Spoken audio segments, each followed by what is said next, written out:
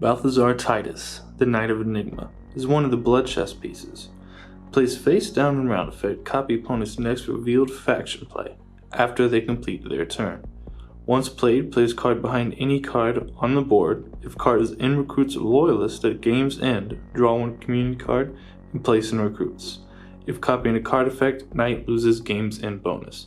So, let's say I have him played face down, and now this opponent's turn to go, and they're going to play a faction card this turn. And so, let's say they play Deranged Union, and so now he will reveal himself, and he will then copy this card.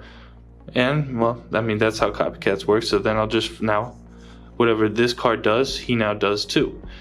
And in the case of, let's say that they played a card effect, so let's say they played, Waterborne played their ship on their row. So now he then will copy that card, and he'll become that for me.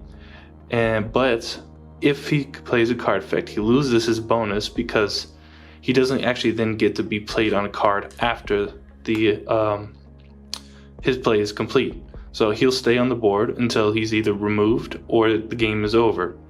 But so let's say that they did play Deranged Union first, so he'll copy that, and once all that's actions have been completed, then he'll get his bonus if he's on the board at the end of the game in the recruits or loyalist. So, and let's say he is at the end of the game, and that'll get us 9 extra points. That's a pretty good bonus. So that's Knight of Enigma.